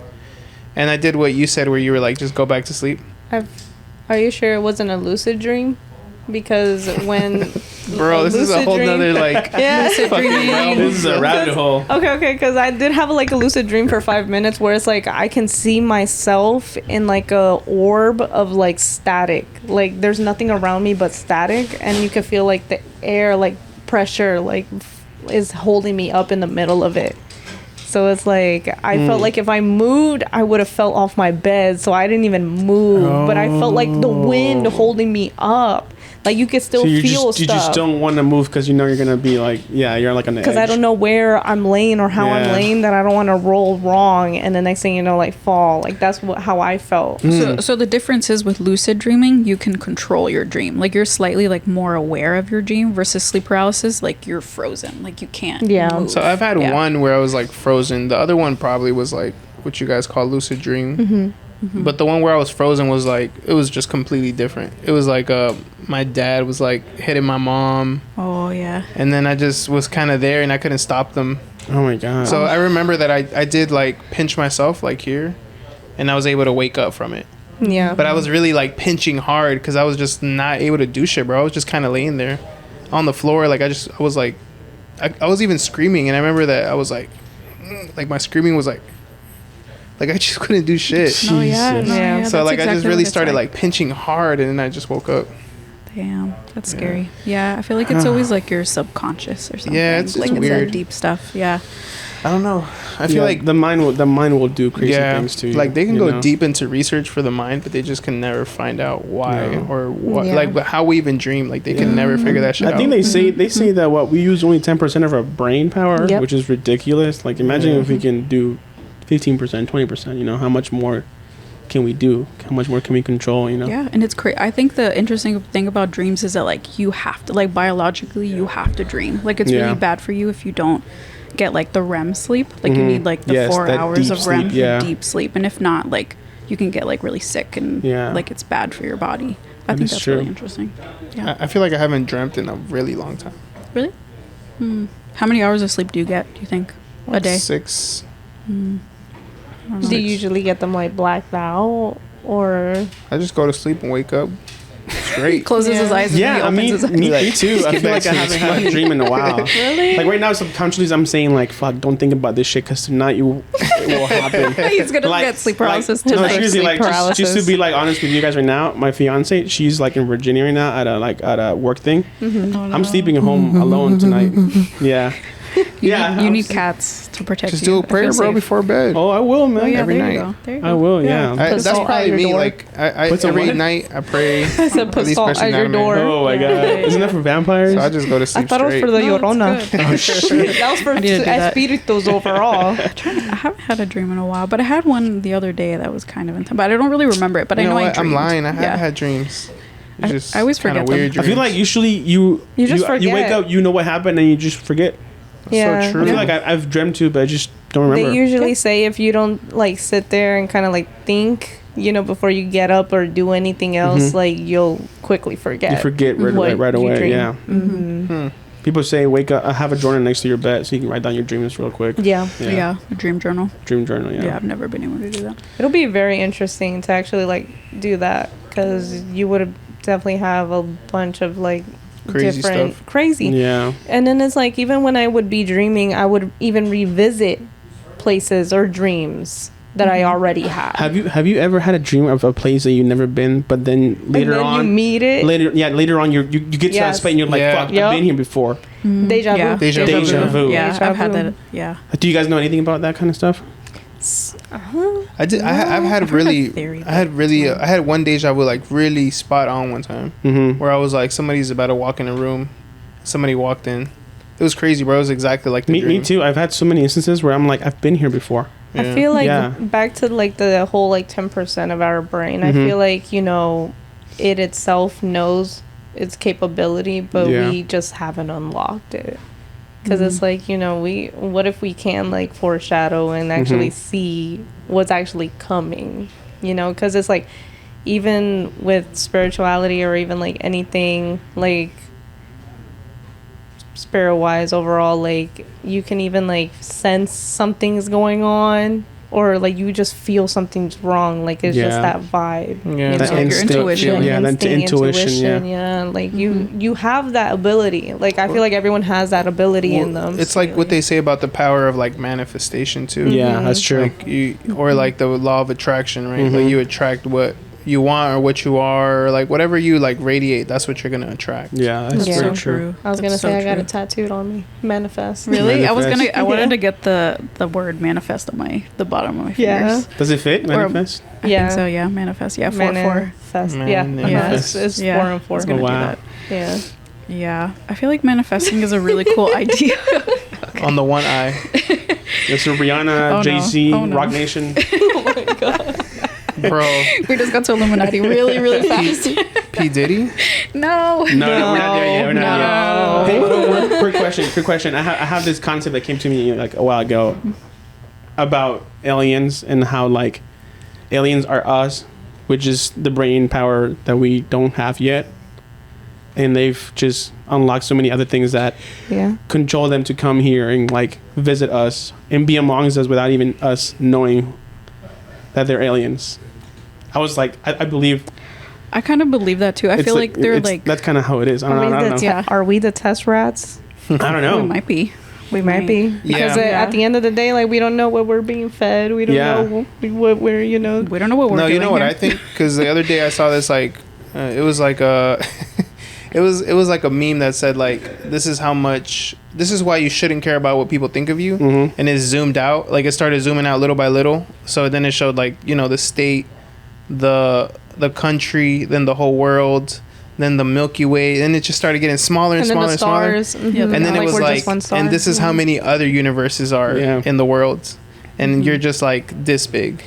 And I was like, damn, that's crazy. Like, who else is living out there, Yeah. I mean, another idea that I have in my mind is that, like, supposedly we're the only planet in our universe that has life. So what if, like, all the animals are, like, aliens from different world, and this is just the only planet that can Or were we the ones that invaded? Or maybe we invaded. That's a theory, too. Yeah. It's like, it just takes me back to the show 100. It's like they always keep trying to find a place that's livable because there are people who were already like living on a planet like Earth, transported in a ship, trying to find a new planet to take up and take over. But mind you, every place that they go, obviously it's not going to be the same as the first one. It's going to have different creatures, different habitats, different everything. Like you don't know what's going on or what's in there. Very true. And it's like if we were the ones that invaded, and then like when we got here, there was dinosaurs and all this stuff, right? Yeah. And then of course humans mess everything up, so we destroyed the dinosaurs. Yeah. And then now we're just left with whatever we can live with, right? Yeah. Now we're the apex predators. Yeah. Definitely. Yeah. It's such a incredible world that we live in. Honestly, like there's so many different theories that we can apply to life and. Bro, or like the ocean. They say we've only discovered like 10% of the ocean. Yeah. What's out there? Only 10%. Yeah. I think it's less than that. Most likely. I think now it's at 10%. Yeah. Because I think we can't get too low because like the pressure's so high. We can't. Yeah, we can't get too low. Yeah. Okay. That's crazy. Incredible. Like, how can you not even make something that can go down that deep? Do you remember the submarine? That was so crazy. That's such a sad death. Apparently it was so instinct that like they might have not even felt it. Absolutely. Yeah. I heard that's scary. Just like it's like Heido be saying, bro. Heido was like, imagínate estás en el submarino and you're just chilling. He's like, de repente, he's like, Jesus is like, hola, ¿cómo estás? Hola, ¿cómo estás? It's like those clips that you just look back and you're in heaven. Just like, oh shit. That's crazy. Oh man. All right. Well, I feel like we our podcast was all over the place. We got to conspiracy theories. We talked a little bit about everything. We got to meet you as an artist, as a person. So we're really happy that you came and visit us. And Damaris, thank you for joining us too as well. We want to have you on more often, so please. Yeah. Yes. I can. We had a 3 chair set up, but I feel like I like the 4 setup better. Yeah, this is cool. Yeah, this is we nice. need to have more people. So yeah. So thank you, Chicana, for giving us your time. Yeah, thank you. And being here as a guest artist. I know that. Yeah, definitely. We're gonna want you back. We still got you for like another 2 days, right? Yeah. Yeah. Sweet. right? Yeah. So this episode is gonna come out April, May-ish, around May, something like that. Mm-hmm. So anything coming around that time, May, June, July, that you wanna shout out, say to, are you gonna be at a convention by that time that you want people to know that to or be aware of? Just right now, definitely April, we're having a flash special for 420. Mm-hmm. Like, I mean, that's the only thing I think. Besides, like, obviously, you know, keep a heads up for a free tattoo giveaway towards the end of the year, as well as possibly Friday the 13th. I'm not sure if we have Friday the 13th later on in the year or you know, Halloween. Sure. And then are you doing any conventions in the year? Anime Con. Okay. October. That's the only one. Anime Con? Year. Where's that at? That one's in Richmond, Virginia. Oh, that's down the street. I might do that one as well. Yeah. I'm gonna try to get a booth. Hey, if we should go and No. look out for furries. Yeah. Oh. Furries and fairies. Let's go. Whatever they are. Yeah, we gotta take a litter box. We're trying to see them. Okay. Also, back to that. Why, if you're gonna do that, bring your own litter box. Why would you ask the hotel for a litter box? That's crazy. Anyway, Brian. I wonder if they paid extra for the upgrade. Yeah. Yeah. Wouldn't that the whole bathroom be the whole litter box then? I guess they wanted the litter box inside the bathroom. Like how big is That's it? wild. It's a human-sized litter box. Can you imagine? How do you get to the shower? Whatever, like, you know. And do you even clean after that? You just lick. No. Stop. No. That's nuts. All right, it's getting too late. We need to finish this podcast. Chicana Tattoo, let this camera know where they can follow you. What's your Instagram? And how they can find you if they want to book an appointment with you. All right. You can find me at Chicana Tattoos on Instagram and Facebook. You could definitely even look me up on Booksy at Chicana Tattoos, and you're more than welcome to fill out an online form and book an appointment. So yeah. You guys heard it. Added. Mm-hmm. Yes. Damaris, you too. Let us know. Oh yeah. What you got coming up for yourself? I feel like I'm kind of chilling for the rest of the year, if I'm honest. I think we're gonna try to do one more convention, but not sure exactly. Do you guys know where you're going? Not yet. I think we're still kind of deciding. So we want to do Golden State this year. Oh yeah, Cali. We're gonna apply for Golden State. I don't know. We kind of want to do an out of the country one, closer to the end of the year. We don't know where yet, but I know Peru hit us up, so we were thinking maybe Peru or I was even thinking El Salvador or like Puerto Rico, like just something that's just completely different. Puerto Rico sounds fun. Yeah, Puerto Rico would be amazing. Yeah. But yeah, I mean we're still deciding. See. Yeah, I feel like I'll definitely post about it like when we actually decide on dates and stuff. And your books are open, right? Yep, my books are open. I'm booking a few dates left in April. And then I'm booking May. So you can just DM me at Damaris_tattoo, or you can use the Heavy Hitters website, fill out the booking form to book with me. There we go. Two amazing female artists that are killing it and coming up. So congratulations to both of you. Thank you. Yes, Thank you. Yes, of course. And I guess we know who you are. So yeah, you already booked out for the whole year, so no one cares. Yeah, well, for me, I'm still booking. I do have time like the end of May. I still got like, I've been leaving my schedule a little more free now. I don't want to like completely book up, so I haven't been advertising it like crazy, but I'm not booked out like I usually am, which is like 3 or 4 months. So if you guys want to book, I'm booking for like early June, end of May. I still got some few dates. For May, I'm doing the Houston Tattoo Convention. I'm going to be there with the Beat a Bomb sponsor. And then just stay on the lookout for like the other conventions. We definitely want to do more. For the podcast, I'm just going to be hitting up everyone and anyone, because I did talk to a lot of people and they've given me yeses. So, you know, we're hoping to have like some good artists coming up this year. Yes. And besides that, guys, just stay tuned. Me and Daryl are getting back to the rhythm now that, you know, we're kind of like settled down with new job and new baby over here. Yeah. So hopefully we can be consistent like we were the first season. That's of 20-something episodes. Yeah. We'll do 20 more and then we'll take another 6 months off. Take another 6 months off. Come back with another kid. Another job. I'll lose my job and get another job. No, God forbid. But yeah, thank you guys for listening. Make sure to follow us on YouTube, Facebook, Instagram. We're going to try to post on TikTok. We just need more hands on this side of the production. Facts. But other than that, I think we're done for this one. So once again, thank you, Chicana Tattoo, for coming out and hanging out with us. And that's it, right? Yeah, Inclusive guys. out. Follow us on Inclusive Podcast. Thank you guys. Thank you guys. Thank you. We're done. Thank you. That was a long talk.